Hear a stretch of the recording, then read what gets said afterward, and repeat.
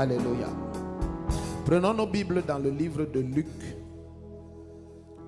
chapitre 1, versets 69 à 71. Ça, c'est une prophétie de Zacharie, le papa biologique de Jean-Baptiste. Nous allons commencer à regarder 4 moyens par lesquels le Seigneur donne de rattraper le retard. Amen. Nous regardons le premier pendant ce premier culte et puis à chaque culte, on va regarder une clé pour restaurer les années gaspillées. Amen. Luc chapitre 1, versets 69 à 71. Pendant ce premier culte, nous allons nous étirer sur le thème la pleine délivrance. Amen. La pleine délivrance. Alléluia. Pour ceux qui étaient à la retraite des ouvriers et serviteurs, l'Esprit de Dieu nous a montré qu'un des problèmes de l'Église, c'est la mauvaise définition des concepts fondamentaux. Par exemple, comme la foi, la prière, la bénédiction et même la délivrance. Lorsque Jésus parle de la délivrance dans Luc chapitre 4 ou dans Ésaïe 61 verset 10, Jésus dit, il est venu pour prêcher la délivrance. Au verset 1, il dit proclamer la délivrance. Donc la délivrance ne se fait pas. Elle s'enseigne, elle se proclame. Regardons cela ensemble. Ça peut être une parenthèse, mais c'est important. Ésaïe 61, verset 1. Jésus va reprendre ça dans Luc chapitre 4, lorsqu'il va revenir du désert, revêtu de la puissance d'en haut. Ésaïe 61, verset 1. Donc ça fait que très souvent, dans les églises de réveil, parce que beaucoup de concepts sont mal définis, on ne fait pas la délivrance, on enseigne la délivrance. Donc tu vas voir quelqu'un qui n'a aucune connaissance de la parole et il dit qu'il cherche la délivrance. Tu es indélivrable. Être délivré, même dans leur compréhension, c'est être ôté des ténèbres. Or, les ténèbres ne sont dans ta vie qu'à cause de l'ignorance. Les ténèbres ne sont pas dans ta vie parce que Satan a envoyé l'obscurité sur toi. Non. Le monde entier ploie sous le pouvoir du diable. Donc, quand quelqu'un dit qu'il est dans les ténèbres dans ce monde, ce n'est pas une nouvelle. Amen. Ce n'est pas une révélation. Il n'y a aucune révélation dedans. Si quelqu'un te dit que dans ce monde, je suis dans les ténèbres, mais c'est clair. Amen. C'est clair. Donc maintenant, être libéré, c'est avoir la connaissance. Lorsque le Créateur présente la délivrance, qu'est-ce qu'il dit? Il dit, vous connaîtrez la vérité. Il ne dit pas, on versera l'huile sur ta tête. Non, il faut qu'on cesse de combattre Jésus dans les églises de réveil. Et on fait comme si on ne le combat pas. Les églises de réveil font partie des églises qui combattent les enseignements de Jésus à l'extrême. Jésus te dit que c'est ce qui sort de ta bouche qui te rend impur. Ce qui entre ne peut jamais te rendre impur. Dans les églises de réveil, on enseigne que c'est ce qui entre qui te rend impur. Et que ce qui sort, on s'en fout. Tu peux dire ce que tu veux. Ce sont les repas de nuit qui te rendent impur. Ce sont des bêtises. Tu peux manger toute la nuit et Satan ne te bloque en rien. Crois ou ne crois pas, je te dis ce qui est. C'est l'ignorance qui tourmente plusieurs.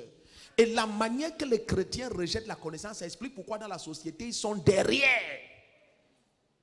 Quelqu'un doit s'énerver un jour et dire, ce dégoût de la connaissance, ça doit quitter mon système. Il y a une manière, les chrétiens nés de nouveau aient la connaissance. Ça explique leur position toujours derrière. Je cherche ma délivrance. Laquelle?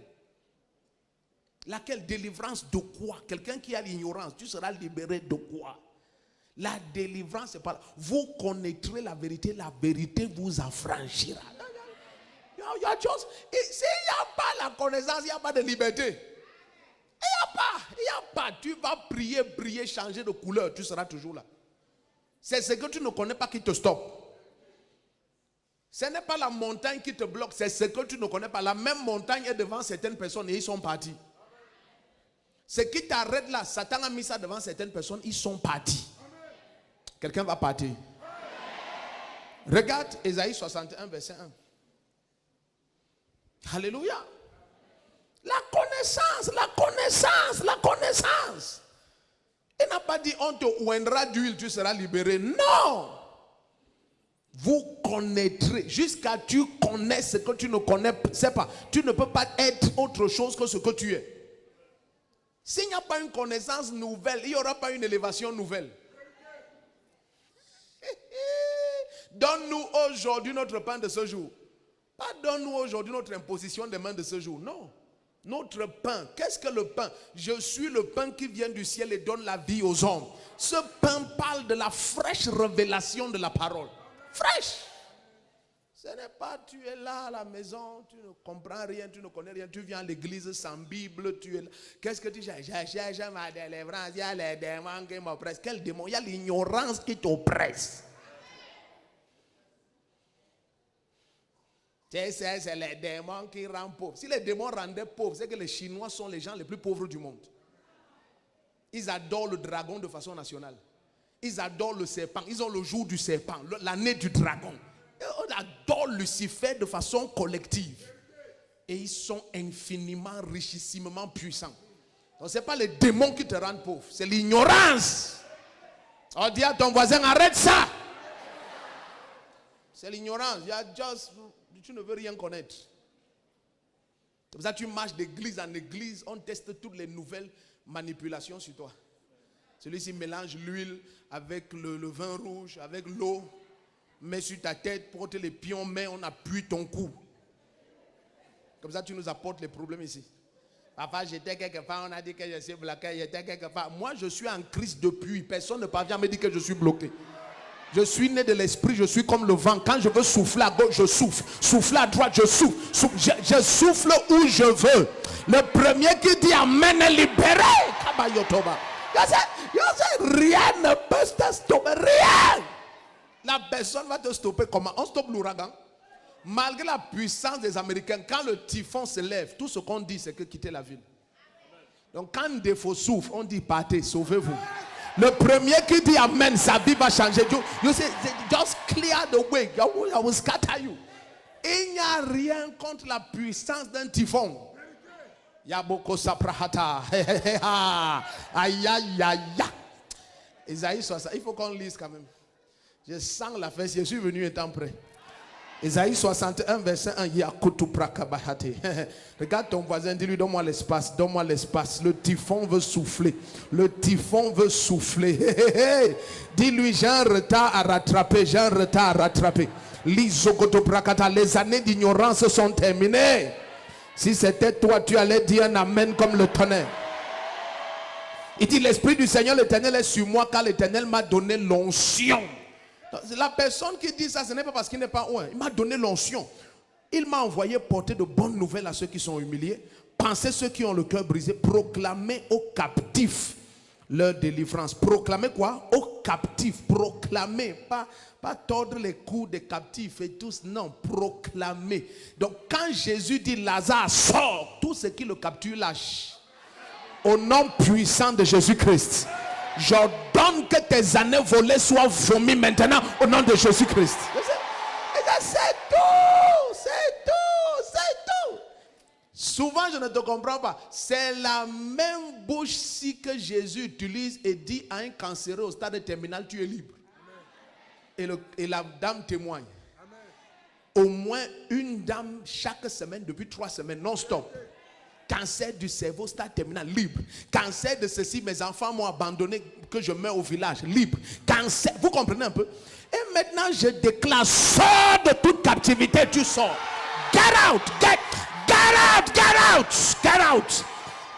Tout trou où on t'a jeté, on va te trouver au sommet de la montagne. Si quelqu'un t'a enfermé dans une fosse, il revient te trouver au sommet de la montagne. Ah! Jésus n'a pas dit que Quand tu es né de nouveau, tu es un élément en voyage. Il dit, tu es une ville située au sommet de la montagne. Matthieu 5, partir du verset 14. Et il dit que ta lumière brille ainsi devant les hommes, car tu es la lumière du monde. Le premier qui dit amen, son histoire change. What? Quand on va chercher là où il y a la faveur, c'est chez toi qu'on va venir. Regarde ce qui est présenté comme étant la délivrance. Allons dans Luc 1. Luc chapitre 1. Versets 69 à 71. La délivrance est liée à la connaissance. À la quoi? À la connaissance. C'est pour ça qu'il ne faut jamais oublier ce psaume 82, verset 5 à 6. Ils n'ont ni connaissance ni intelligence et toutes les fondations de la terre sont ébranlées. Pourtant, j'avais dit, vous êtes des dieux. Vous êtes tous des fils du Très-Haut. Il dit, cependant, vous mourrez comme les humains. Donc, quand tu vois un chrétien tomber là où les montagnes tombent, il dit, c'est parce qu'il n'y a pas la connaissance. Osée 4, verset 6. Il n'a jamais dit que mon peuple périt parce qu'il y a trop de démons en bande de femmes. Non, c'est pas ça. Ce n'est pas ça. Il n'a pas dit mon peuple périt parce qu'il y a des démons spéciaux en Kolniada. C'est pas ça. Il dit mon peuple périt faute de connaissance. Il ne dit pas mon peuple périt parce que Lucifer a envoyé de nouveaux démons. Ça, on s'en fout. S'il envoie même les anciens, on s'en fout. Il dit mon peuple périt faute de connaissance. Quiconque a la connaissance de Jésus, tu es incapturable. Qu'est-ce qu'il dit dans Isaïe 52? Il dit c'est en vain que mon peuple a été capturé. Isaïe 52, verset 1 à 6. Surtout le verset 5 et 6. Il dit c'est en vain que les Égyptiens les ont pris et les Babyloniens les ont enfermés. Il dit mais maintenant mon peuple connaîtra mon nom, ils sauront que me voici. Et mon peuple sera incapturable. Donc quand tu connais Jésus-Christ, tu es incapturable. Parce que tout d'un coup, celui qui est en toi est plus fort que celui qui est dans le monde. Est-ce que je peux prophétiser? Tout ce qui est planifié contre toi, ça échoue à jamais. Ça échoue à jamais. Le meilleur amène à la Hayaboko Zibahata. Écoute. Souvent les nés de nouveau doivent se poser des questions. Dans l'ancienne alliance, je t'ai dit, la Bible dit, la sorcellerie, la magie, l'envoûtement, la divination ne peuvent rien contre Jacob. Nombre 23, verset 23. À cause du sang des boucs. Imagine nous qui sommes sous le sang de Jésus-Christ. Et quelqu'un me dit que la sorcellerie familiale, quelle sorcellerie familiale? What are you talking? What?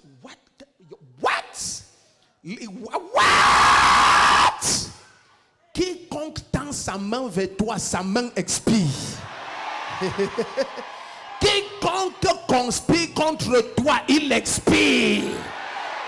Si tu dis amen, c'est établi. What are you talking?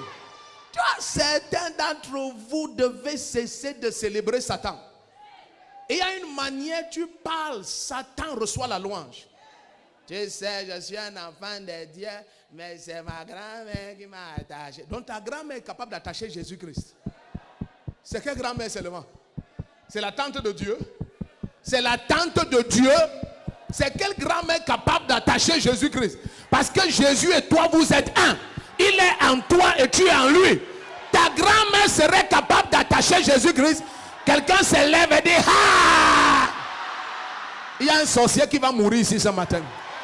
Quelqu'un a attaqué la mauvaise personne.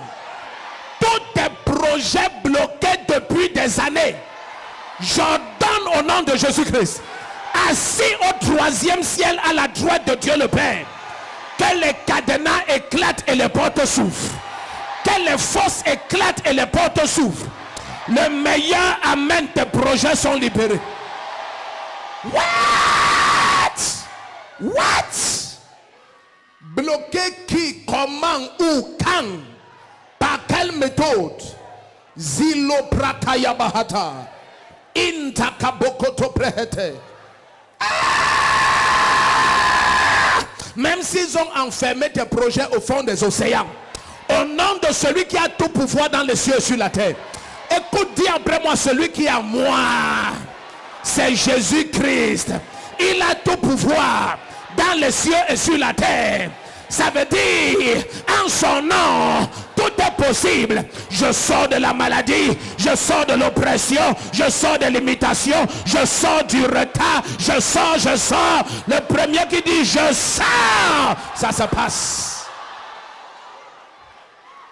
Bloqué par qui? Où? Quand? Regarde ton voisin, dit comment?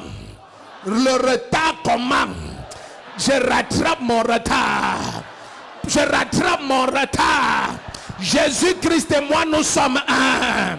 Je commande et j'ordonne. Yes. Luc 1, verset 69 à 71. La pleine délivrance, c'est le moyen numéro 1 pour la restauration des années retardées et volées. Partout tu vas voir le mot délivrance. Le problème c'est que l'église a toujours associé la délivrance aux activités des démons. Non. On va présenter la victoire dans 1 Samuel 19 verset 5 ou verset 15. Je crois qu'il y a un 5 quelque part, c'est 15. On va présenter la victoire de David sur Goliath comme une délivrance. La Bible va dire du roi Saül que majesté, loin de toi de tuer David, car l'Éternel l'a utilisé pour procurer une grande délivrance à Israël. Donc, la mort de Goliath, c'est une grande délivrance. Ce n'est pas un démon. Ce n'est pas un démon. Tout ce qui est obstacle à tes résultats, lorsque le Seigneur te libère de l'obstacle, il t'a délivré. Et bien aimé, l'ultime délivrance, c'est la délivrance de l'ignorance. Et on est délivré de l'ignorance que par la connaissance. Aucune imposition des mains ne paie l'autre là. Tu t'engages à connaître. On est délivré de la petitesse par la maturation. Personne n'impose les mains à quelqu'un et il devient mature. La maturité requiert le processus. Ton amen est parti? La maturité requiert le processus. À partir de ce matin, écoute, on va te chercher là où les gens pleurent sur les problèmes. On ne te verra plus jamais là-bas, plus jamais. Quand un problème s'approche, tu écrases. Se manifeste, tu écrases. Un blocage se lève, tu écrases. Lève ton pied droit, dis j'écrase. Tu finis ce mois avant le 30 décembre. Tu as récupéré toutes tes années de retard au nom de Jésus-Christ. Cette parole est certaine. Le Seigneur nous a dit pendant la retraite, la pluie est tombée et tes greniers sont pleins. La pluie est tombée et tes greniers sont pleins. Isaïe 60, non, finissons vite Luc 1. Luc 1, verset 69 à 71. La Bible dit, et nous a procuré, ça c'est Zacharie qui parle, lorsque il est rempli du Saint-Esprit et il prophétise au verset 67, il dit, béni soit le Seigneur, le Dieu d'Israël, de ce qu'il a visité et racheté son peuple. Et nous a procuré une pleine délivrance dans la maison de David, son serviteur. Une pleine délivrance, pas une délivrance partielle. Donc Jésus-Christ, c'est la pleine délivrance de Dieu. Dis un amen sérieux. Donc Jésus ne vient pas nous libérer partiellement. Lorsqu'il t'a libéré du péché, t'a donné sa nature et t'a donné son esprit et t'a donné sa parole. Ta délivrance est pleine. Mon frère, si un braqueur te tend le couteau et tu as le pistolet et tu donnes tes biens, c'est ta faute. Si un braqueur te tend le couteau et toi tu as la carabine, tu as, comment on appelle, le bazooka, tu as un bazooka et tu portes tes biens, tu donnes à un braqueur qui a le couteau. Écoute, tu es un fainéant.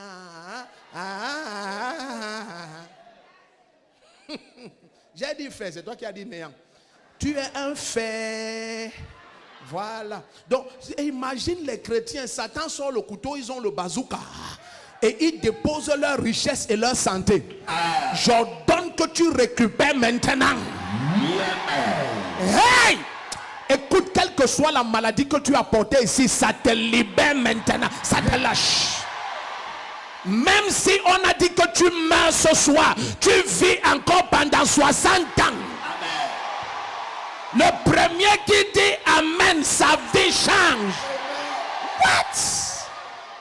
Écoute, cherchons le démon qui va te bloquer.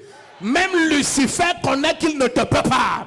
Celui qui est en toi est plus fort que celui qui est dans le monde. Quelqu'un dit assieds-toi. En fait, même je viens de m'énerver. Déclare ton mariage maintenant. Déclare ça maintenant. Déclare ça maintenant.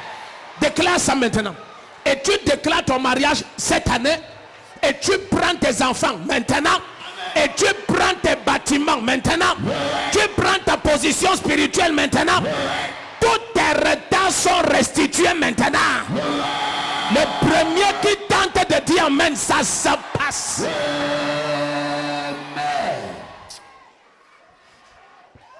Je sens quelque chose ici. Le Seigneur va aller jusqu'à dire que pour toutes les années pendant lesquelles tu as été humilié, il dit je vais te satisfaire autant d'années que tu as été humilié. Te satisfaire. Je ne parle pas de tu prends 14 jours de jeûne, même pas 1 heure de jeûne. Tu déclares maintenant et ça se passe. Aïe, aïe, aïe, aïe. Avant d'arriver à la maison à la fin de ce premier culte, on aura demandé ta main en mariage. Le premier qui est capable de dire Amen, ça se passe. Que Dieu punisse le diable. L'icoparianta qui a osopé. Quiconque a encerclé ta vie des esprits de tortue et d'escargot et te fait avancer à une vitesse bizarre, je déclare au nom de Jésus-Christ, tu souffles comme le vent. La vérité est unique, c'est la parole de Jésus-Christ. Sanctifie-les par ta parole est la vérité. Jésus a dit je suis le chemin, la vérité. À partir de ce matin, tout retard est rattrapé dans tous les domaines de ta vie.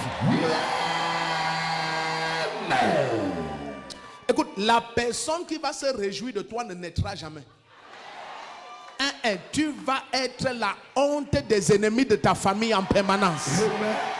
Ils auront honte pour l'éternité. Quand ils vont te regarder, ils vont se cacher. Tout ce qu'on n'a jamais dit pour te stopper, c'est annulé. Le premier qui dit Amen, toute parole est annulée contre lui. Allons dans Luc 2. Quittons Luc 1, allons chez 2. Lorsque Anne va parler de Jésus, la Bible dit elle va annoncer à Israël la délivrance qui lui a été accordée. Jésus-Christ, c'est la fin de l'oppression.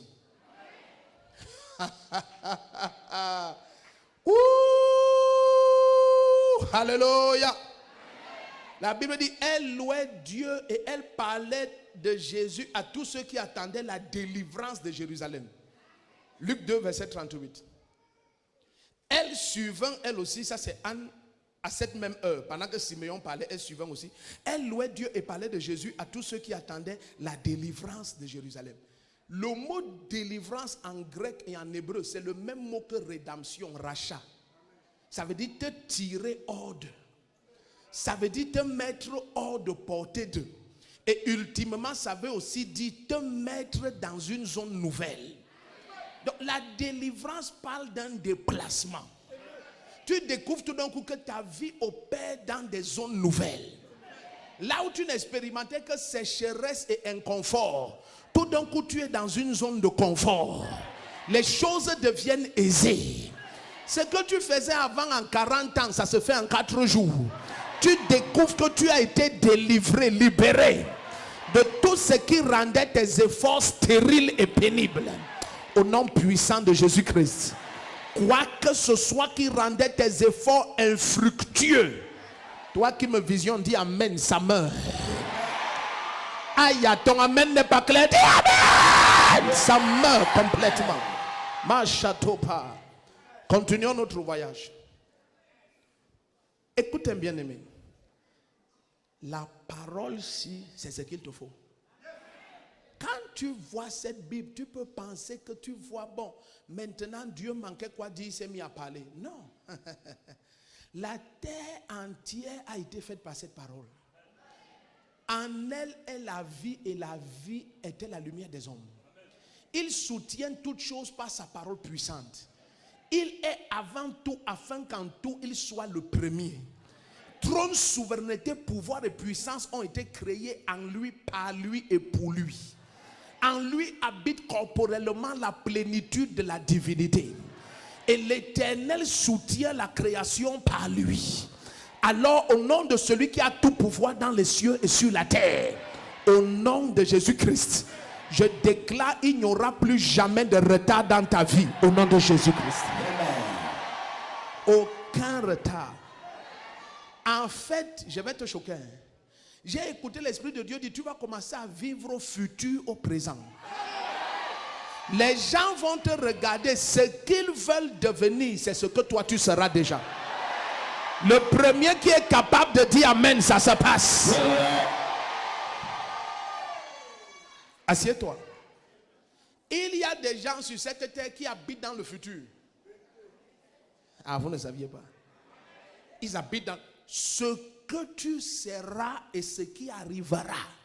C'est là où eux ils sont déjà. Dieu ne fait rien sans lever des hommes qui soient des signes.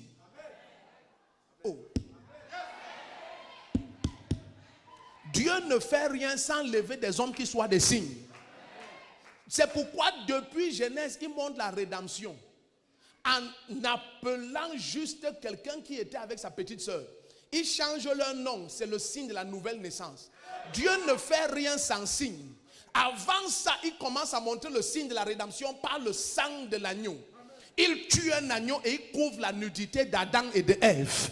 Dieu ne fait rien sans signe. Il commence à montrer la rédemption des nations étrangères. Il dit à Rahab que mets un ruban rouge, symbole du sang, et tu seras épargné. Or, Rahab, c'est une prostituée de Jéricho. Donc, même quand Dieu veut faire n'importe quoi, il y a toujours des signes. Il y a toujours des gens qui sont des signes. Le prophète de faux, c'est un signe. À partir de ce matin, dans ce pays, tu es un signe. Dans ce continent, tu es un signe. Il y a une saison prophétique qui vient sur le Cameroun. Et le Seigneur a utilisé ce ministère et l'utilisera comme un signe. Le premier qui dit Amen, son histoire. Et quand tu es un signe, on te combat parce qu'on ne te comprend pas. Parce que tu es là avant le temps. Tu es le signe. Le signe te dit que Douala dans 300 km. Douala dans 50 km. Il n'est pas Douala, mais il est devant toi. Il y a quelqu'un qui devient un signe ici. Quelqu'un dit ah! Il te montre déjà ce qui sera. Il t'annonce ce qui arrive. Ce qu'on attend voir dans ta famille, tu deviens ça, tu deviens ça. Dieu ne fait rien sans signe. Assieds-toi. Quoi que ce soit qui arrivera, ça a déjà été. Assieds-toi. Certains comprennent les signes après. Que, ah, oh, ouais, pourtant, oh, ce ne sera plus ton cas. Tu deviens un signe. Quand on va dire que dans cette famille, personne n'a jamais été doté, on va dire sauf elle, sauf.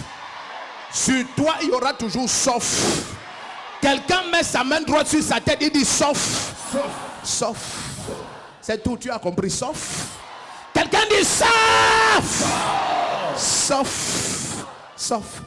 On va dire dans cette famille, tout ce qu'on fait échoue, sauf. Quelqu'un dit sauf. Sauf. Sauf. Assieds-toi. Tu es hors. Aïe, aïe, aïe, aïe, aïe, aïe, aïe, aïe, aïe, aïe, aïe, aïe, aïe, aïe. J'aime trop la parole. Regarde ton voisin, dis-lui ratatata. Qu'il interprète, s'il ne comprend pas, il laisse. Aïe, aïe, aïe, aïe, aïe. Il y a quelque chose ici. Alors dans Genèse 45, tu vas voir ce que c'est que la délivrance. Genèse 45. Il n'y a pas de pleine délivrance jusqu'à y ait restitution de ce qui a été perdu. Dieu n'a jamais libéré quelqu'un pour qu'il soit frustré. Non. Je vous libère de l'Égypte pour que vous alliez posséder Canaan. Il n'y a pas de pleine délivrance sans complète réjouissance. C'est que ce n'est pas la délivrance, oh. C'est la frustration. Si quelqu'un te sort de prison, ne te donne pas l'emploi, il faut rentrer là-bas, tu manges au moins. Donc quand Dieu te délivre, il te restaure complètement. Est-ce qu'on est ensemble? Il y a une manière, quelqu'un te donne la femme sans emploi, il t'a donné un fardeau. Il ne t'a pas délivré du célibat, il t'a donné l'AVC. Tu connais une femme sans argent? Eh, assois-toi. Aucune femme n'est différente sur l'affaire là parce qu'elle accouche. Tu n'as jamais été enceinte, elle est enceinte. Quand une femme est enceinte, elle ne connaît pas, il n'y a pas l'argent. L'enfant dans son ventre ne connaît pas, il faut attendre. Attendre quoi? Il faut... Il n'a pas mangé depuis hier. Et si ton intestin est dans le placenta, ça va disparaître. You will eat it. Quelqu'un dit, aïe, aïe, aïe. Donc il y a certains hommes qui disent, je ne te comprends pas. Tu es quel genre de femme? Tu ne peux pas faire comme maman Chouchotop. Tu n'as jamais été enceinte, tu ne connais pas la grossesse. Quand une femme, elle ne connaît pas, il n'y a pas l'argent. Il n'y a pas l'argent, comment il y a la grossesse et il n'y a pas l'argent? Si tu savais qu'il n'y a pas l'argent, il ne fallait pas. Quelqu'un dit, assois-toi, je n'ai rien dit. Tu cherches dans ma bouche, tu ne vas pas trouver. Genèse 45. Alléluia. Dieu m'a délivré de tes mains. Tu voulais prendre quelque chose. Dis à ton voisin. Genèse 45, verset 7. Vraiment, moi, je n'aime pas le prophète. Il est enfantin. Va là où les gens sont vieux-tins. Va là où les gens sont vieux-tins. Genèse 45, verset 7. Alléluia. Il y a quelqu'un qui me visionne. Même si c'était 100 ans de retard, tu rattrapes avant le 30 décembre. Genèse 45, verset 7. Il y a des gens, tu ne comprends pas, ça s'arrête. Tout ce qu'il fait, ça tarde. Les espoirs sont toujours reportés. C'est toujours comme si ces fontaines sont des déceptions. Tu t'attends à... Écoute, Jésus-Christ qui est en toi là, il déteste les fausses espérances. Le seul endroit où j'ai vu la colère de Dieu frapper un arbre, c'est dans le livre de Marc 10. Jésus avait faim, il a vu un figuier qui avait les fleurs. Quand il s'approche, il voit qu'il n'y a pas les fruits. Jésus dit, you are finished. Donc tu es une déception. Je suis là, j'ai faim. Ils ne comprennent pas. Il y a des gens qui ont un besoin et tout d'un coup, un projet vient devant eux comme si ça va changer leur vie. Au bout, le projet là devient la honte. C'est ça qu'on a. Les gens s'ils ne comprennent pas, c'est ça qu'on appelle le figuier qui a les fleurs mais ça n'a pas les fruits. Jésus n'a pas laissé ça comme ça. Pourquoi Jésus n'a pas fait que quand il ne voit pas les fruits, il dit en tout cas ça arrive et il part. Quoi? Tu as assez dit que ça arrive, ça ne doit plus jamais arriver. Tout figuier que Satan a envoyé dans ta vie pour créer des faux espoirs qui vont finir dans la honte et la confusion, ça sèche. La Bible dit que lorsque l'espérance est reportée, c'est une peine dans les eaux. Lorsque tu n'as pas d'espoir, c'est pire que les fausses espérances. Quelqu'un te parle de fiançailles jusqu'à t'acheter les alliances et les habits neufs. Après, tu le cherches, tu ne le vois plus. Son numéro ne passe plus. Rien ne passe. Qui étais-tu exactement? Écoute, de pareilles choses, tu ne rencontreras jamais.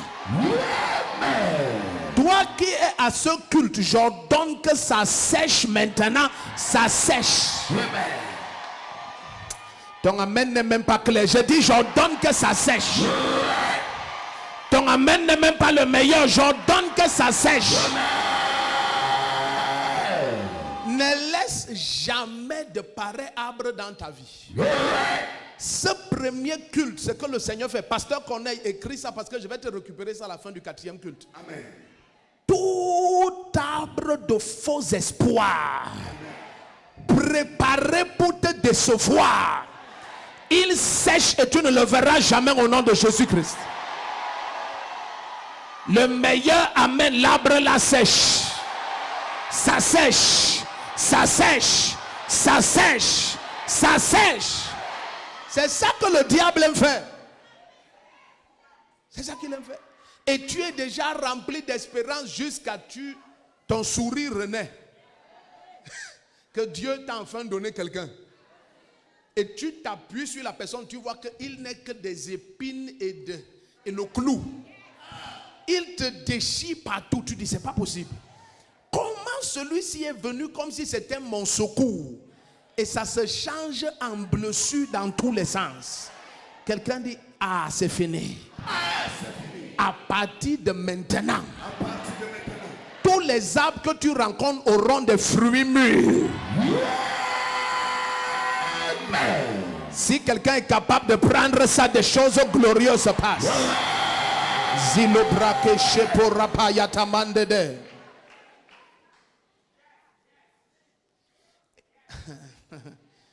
Écoute, les retards dans la vie, je vais vous dire quelque chose qui est très profond.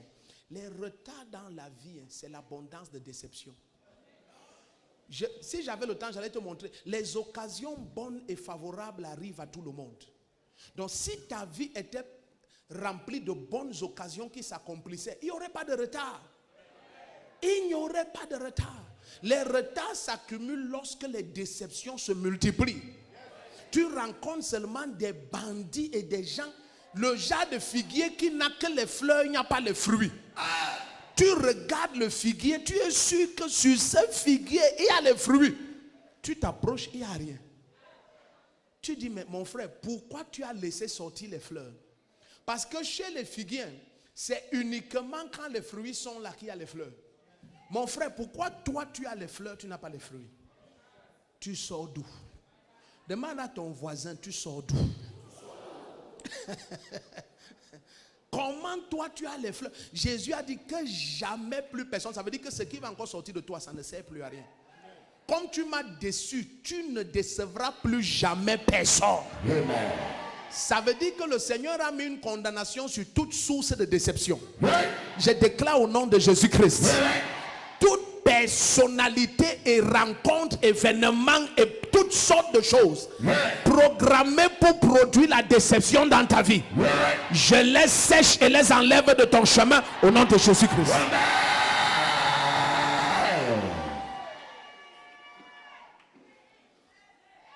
Des déceptions.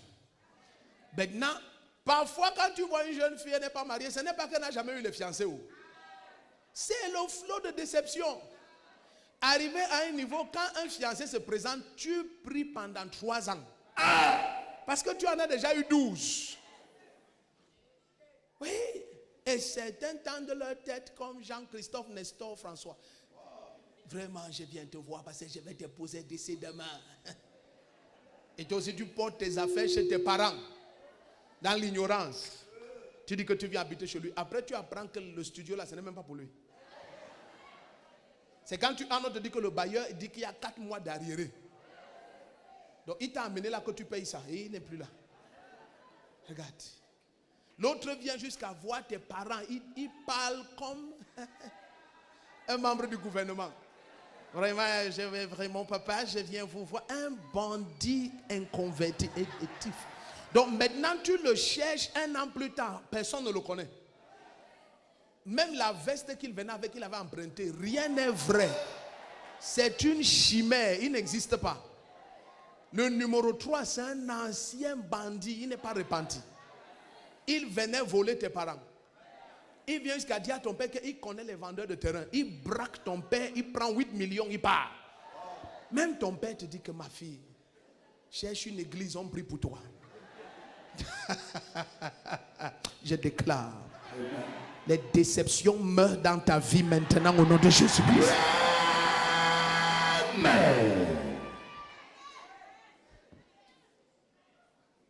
Ton père mondain, il commence à réfléchir. Est-ce qu'on avait fait un truc sur l'enfant ici? Pourquoi ces cadettes sont mariées, elles n'apportent que les bandits? Est-ce que quand je l'avais accouché, j'ai volé? Je te dis, il y a des choses qui arrivent dans ta vie, tes parents commencent à se poser les questions. Est-ce qu'il y a quelque chose? Ou c'est le musulman où on l'avait amené et on a blindé sa nuque? Parce que c'est le seul enfant que tu avais amené là-bas. Tu commences à te poser beaucoup de questions. Amen. Partout tu entends qu'on délivre des malédictions. Tu amènes l'enfant là, tu dis pardon, il faut venir. Parce que ton cas n'est pas simple. À partir de maintenant, amen, je te dis au nom de Jésus-Christ, le premier qui dit amen, les déceptions sont telles. Je vais te donner un dernier texte et on prie. Le Seigneur déteste les déceptions. Prends ta Bible, allons dans Isaïe 35. Regarde ça toi-même, regarde.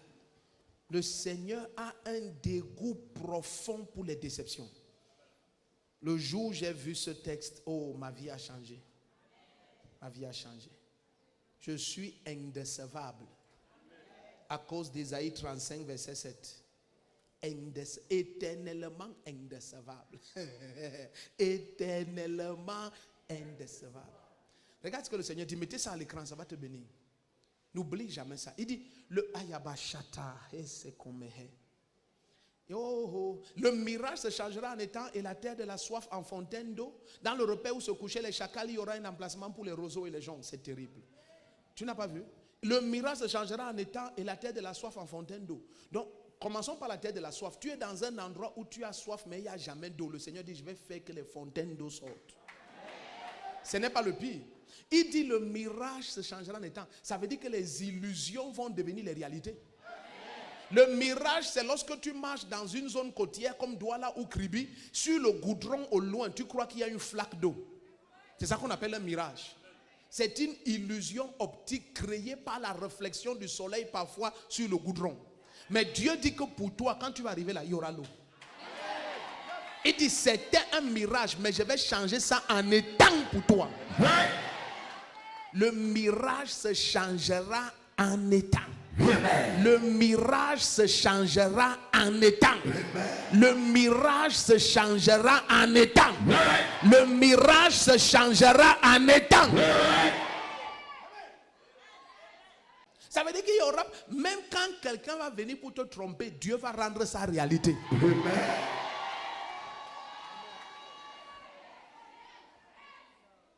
Tu sais, avant le 30 décembre, je vais te donner le visa, on voyage ensemble. Tu dis Amen. Lui, il croit qu'il t'a eu. Tu dis Amen au Isaïe 35, verset 7.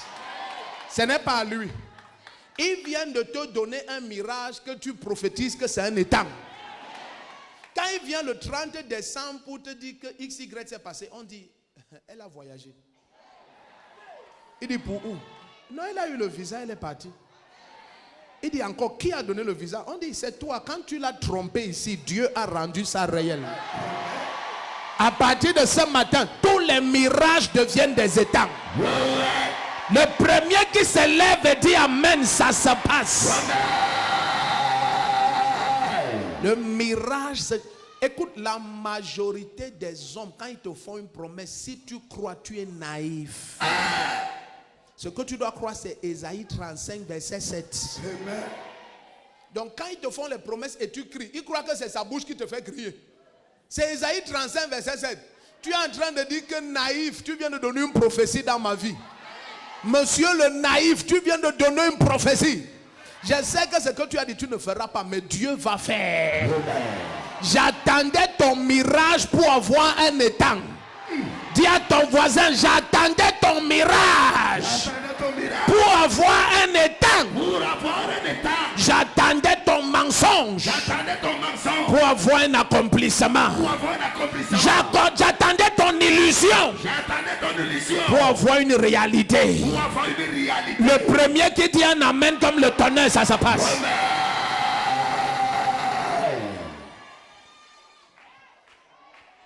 Ce monde, c'est comme ça. Oh. Tu dis non, ne te dérange pas, donne-moi ton dossier, va te trouver l'emploi. À la SODEHEB, n'importe quoi. Société de développement des herbes du Cameroun.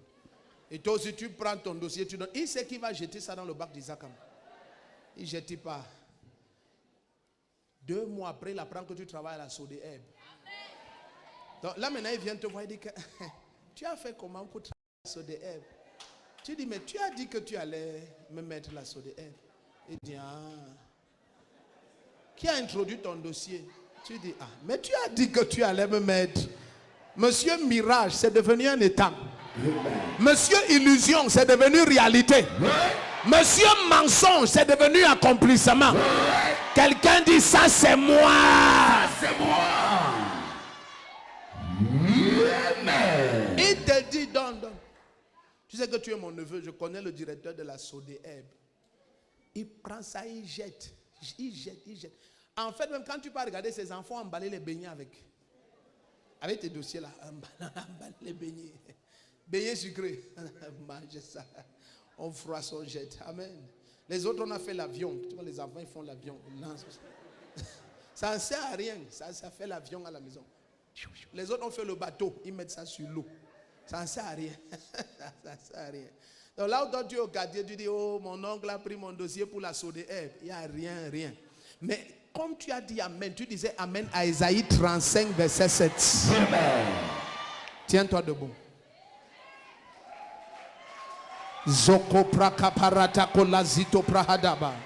Si c'est Jésus que tu acclames, tu peux faire mieux que ça.